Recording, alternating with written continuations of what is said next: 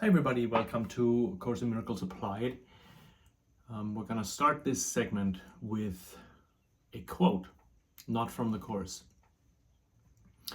but from a similarly epic work, The Lord of the Rings, The Fellowship of the Ring.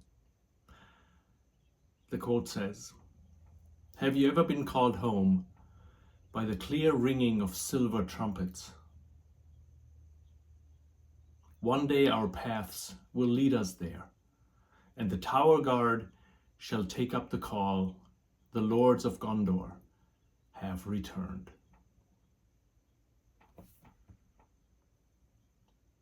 Something similar, at least in sentiment, and written in the same beautiful language could have been in the Course. In fact, Jesus tells us about returning home many times throughout the text, the workbook, the manual for teachers, and the two pamphlets. Today, though, we will step away from the beautiful melodic language for a while and concentrate on a very short and very clear message. I know I gave it away by writing it on the board. We can find this message in lesson 200 in the workbook. The lesson is called "There is no peace except the peace of God." In it, Jesus urges us very gently to come to Him and go to God together. The two words can serve as an emergency light, if you want,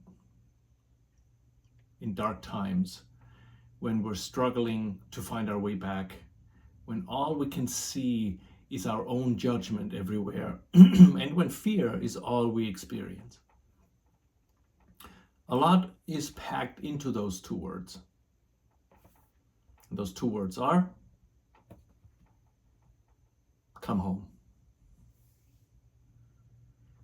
I've had an image of myself in my head where I'm walking with Jesus on a path through rugged, mountainous terrain. We walk together for a while toward our destination, which is a bright, soft, comforting light in the distance. I can only stay on the path for short bursts of time before I run off into the underbrush, searching for things that don't belong to me anymore. After a while, days, weeks, months, I come back to the path and find Jesus there, sitting on a rock in the sun. "Ready?" he asks. We walk for a while until I run off again. I get lost in the wilderness often, stuck in the thick bushes with prickly thorns or on the muddy, swampy ground. I try frantically to free myself, concentrating on the narrow task of loosening my foot or escaping the thorns, when I feel a tap on my shoulder. I look up and see him. "Come home," he says gently. I get up and follow him back to the path to stay with him for a while. He doesn't say, "Don't run off into the wilderness," right? He doesn't say, "Just don't get lost." He doesn't ask, "Why are you running off in the first place?" Or, "What are you doing here?" He only says, "Come home." I've been thinking a lot about what those two words entail and what he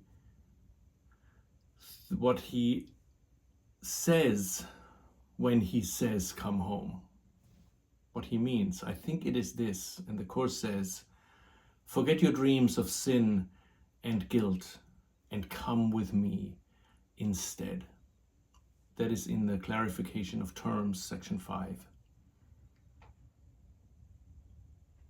Forget your dreams of sin and guilt and come with me instead. The reason why we're in the wilderness is our belief in sin. That is why we're hiding in the woods. That is why we quote wander in the world uncertain, lonely, and in constant fear, as the text says in chapter 31, section 8. Those two words, come home, are literally the only words the Holy Spirit knows. As He's the memory of God, He can only remind us to come home. Nothing else is necessary.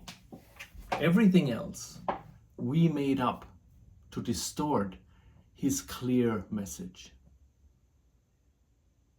That is His call to us, His plea to follow Him and no longer listen to the ego's voice that tells us of a, quote, terrifying destiny and defeat of all our hopes, as workbook lesson 153 says.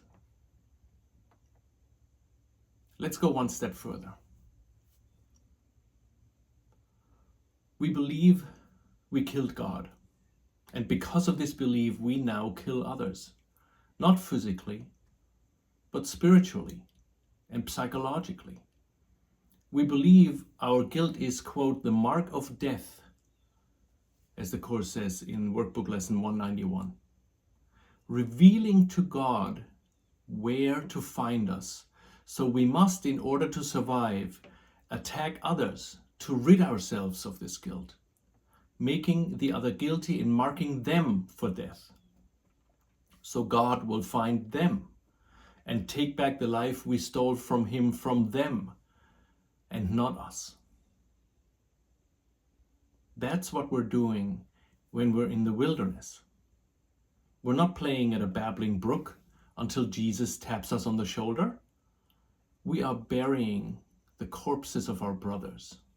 Still blood on our hands, their bodies still bloody, us still in the triumphant moment that we have escaped death through murder.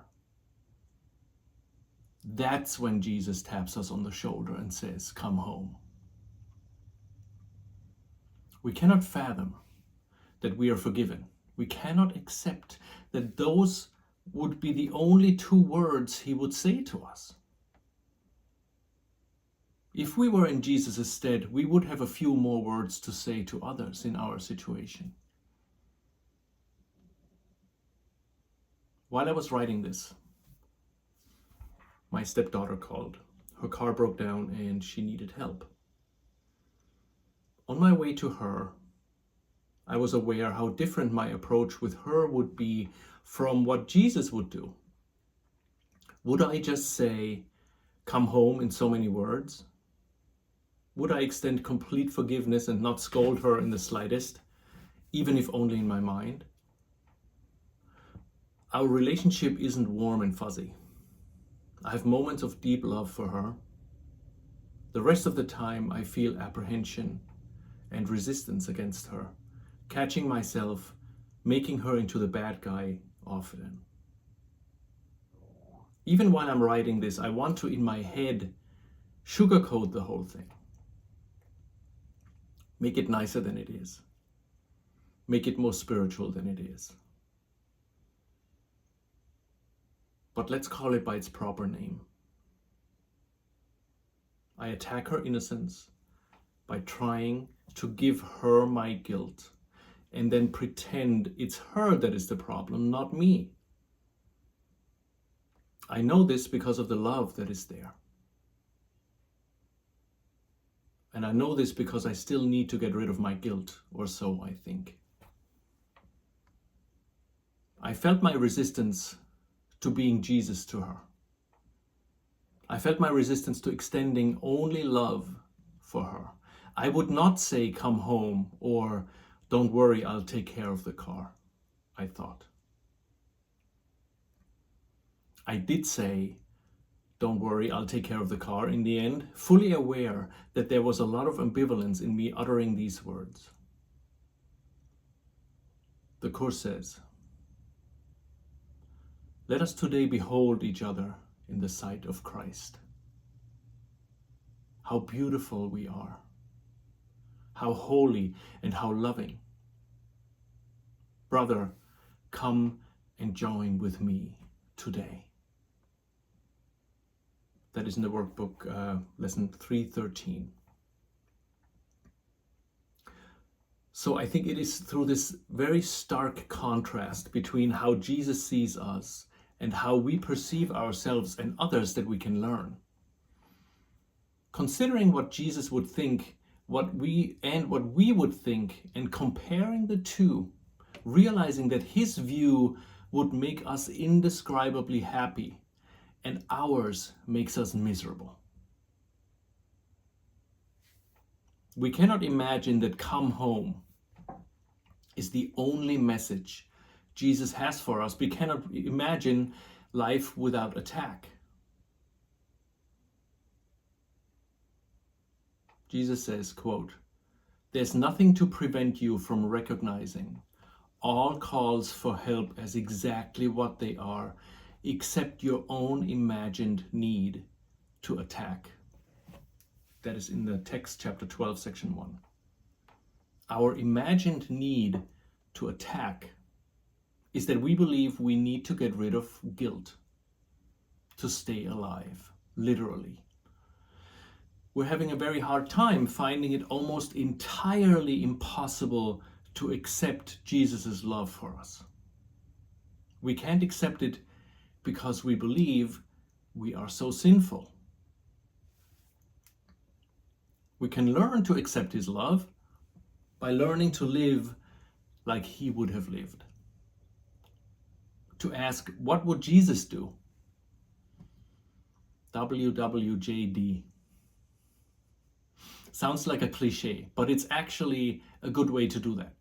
Knowing that he would simply say, "Come home," whatever we bring to him, and then contrasting it to our own reaction, that's how we learn it.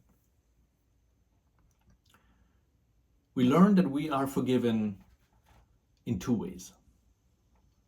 First, we bring everything that is unloving, everything that is hateful, angry, upset, desperate, triumphant, aggressive, not caring, obsessive, restless, relentless, and more. We bring all of it to him and we ask, "What say you?" The ego will jump in with many suggestions to better us, or with heavy judgment and a litany of things we could have done differently. Jesus will only say, "Come home. You are the beloved son to a loving father, and your nightmares are almost over." The second way is to remind other people to come home. Which way we choose depends on our mindset, right? Sometimes our fear has lessened and we can extend this sentiment to others relatively easily. At other times, when our fear is stronger and we can't extend this to others, we bring what we feel and think at that moment to him. We can be certain that he will never judge us and only answer our call for love with love. Jesus, having no need to attack because he knows he's at home in God, answers our attack with love because he cannot see anything other than love or calls for it. Let's look at the whole paragraph containing the two words we've been discussing. It says, "Come home. You have not found your happiness in foreign places and in alien forms that have no meaning to you, though you sought to make them meaningful. This world is not where you belong. You are a stranger here. But it is given you to find the means whereby the world no longer seems to be a prison house or jail for anyone." That is again in the workbook, lesson 200, paragraph 4. Now, let's interrupt our regular programming to point out the poetic language here for a second. Embedded in this very meaningful paragraph, right, is the meter. The paragraph rhymes. It's just not formatted that way because it would distract from the message. Here's the same paragraph formatted to highlight the meter. You have not found your happiness in foreign places and in alien forms that have no meaning to you, though you sought to make them meaningful. This world is not where you belong. You are a stranger here, but it is given you to find the means whereby the world no longer seems to be a prison house or jail for anyone. All right, back to our topic at hand. As the first couple of lines express, we are in the wilderness, searching for scraps, because we believe we are so sinful and undeserving. We believe we have lost our home and are trying to make a home in a foreign place, the world, identified with an alien form, the body. We don't belong here. We move around, try to make our situation better, try to make our body better, our gender, our personality, or our sense of self, but we will never find what we are looking for here. We are in the desert, without water, trying to collect dew in the morning. We are slowly dying, and we know it. We try to distract ourselves with countless tasks and issues. The Course says, no one but knows whereof we speak. Yet some try to put by their suffering in games they play to occupy their time and keep their sadness from them. That is in the workbook, lesson 182, paragraph 2. We cannot find what we are looking for simply because what we're looking for is not where we're looking for it. It is not here.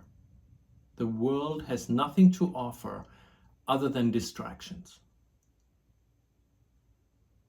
Now, how do we get out?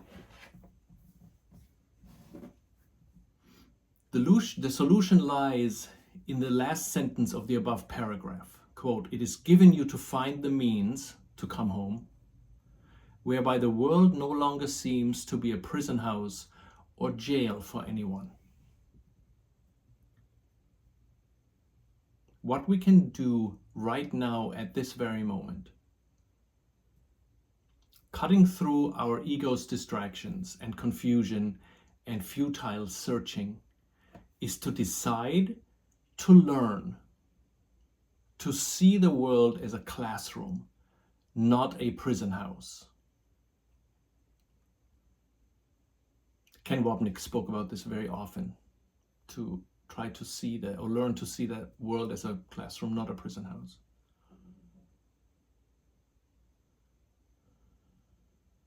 We are not the victim of the world. We are in a classroom to learn to want to go home. We need to learn to want to go home. That's what the whole Course is for. That's why Jesus shows us both the ego thought system and his own thought system. That's why he says, quote, you who are steadfastly devoted to misery must first recognize that you are miserable and not happy. The Holy Spirit cannot teach without this contrast, for you believe that misery is happiness. That is in the text, chapter 14, section 2, paragraph 1. So in this Course, or in his Course, Jesus wants to instill in us the wish to go home. He explains that the reason we don't want to go home, namely that we are in utter terror of what awaits us when we do, is made up and not true. He explains to us that all we did was make one small mistake that has been corrected a long time ago with no consequences whatsoever. We turned left and we were supposed to turn right. We take the next right and we're back home in no time. and that is all.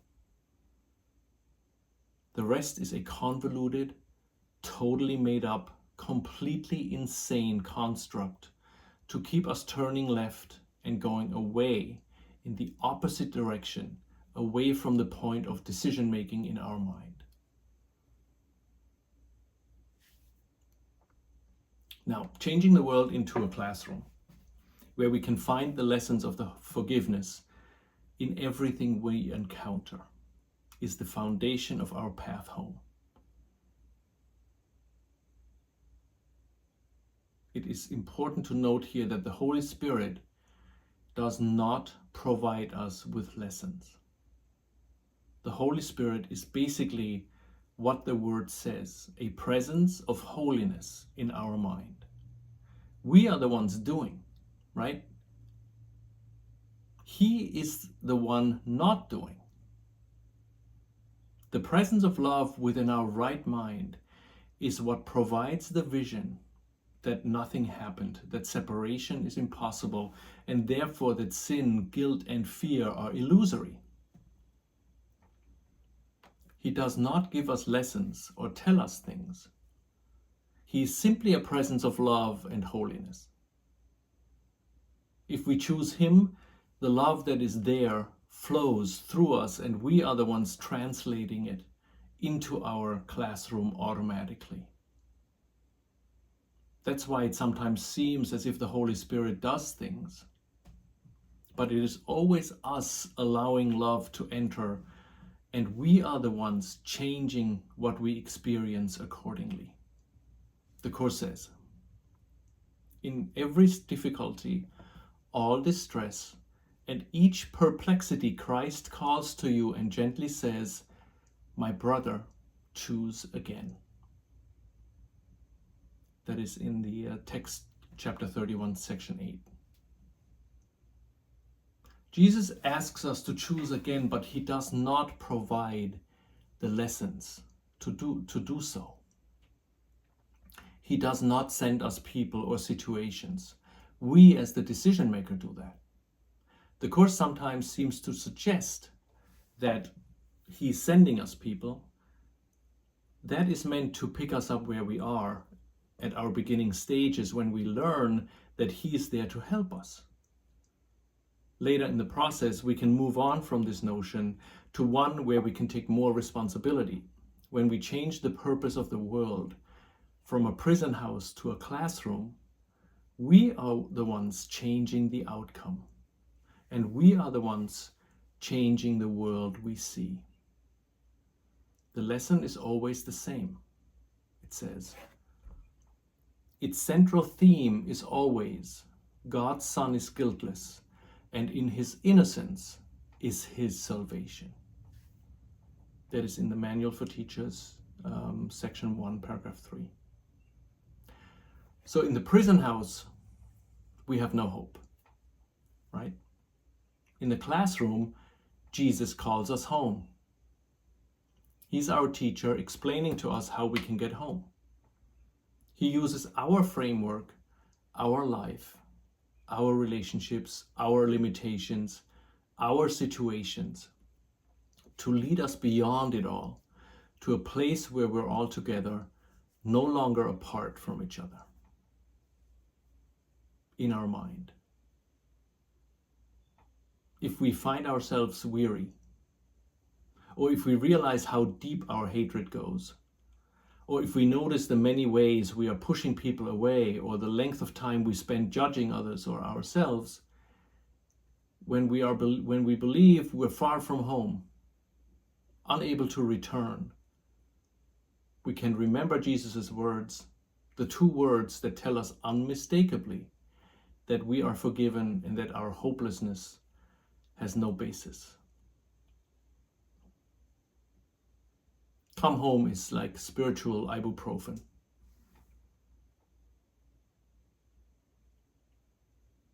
As a closing, I'm going to read the last paragraph from the clarification of terms, section 5, Jesus Christ. The paragraph mentions that the Holy Spirit sends people to us to care for. that is when we have accepted the world as a classroom. The Holy Spirit doesn't really send us people, as we said. We make the people up so we can get rid of our guilt. When we change the purpose of the world for us to a classroom, the people we meet will have a new purpose, no longer a depository of guilt and a prison guard. Now we can look at them and see our own guilt in them and begin the process of forgiveness when we learn how to see them through the eyes of the Holy Spirit and not our own. Here's the paragraph. There is no death because the Son of God is like his Father. Nothing you can do can change eternal love. Forget your dreams of sin and guilt and come with me instead to share the resurrection of God's Son. And bring with you all those whom he has sent to you to care for as I care for you. Thanks so much for watching, and I will see you next time.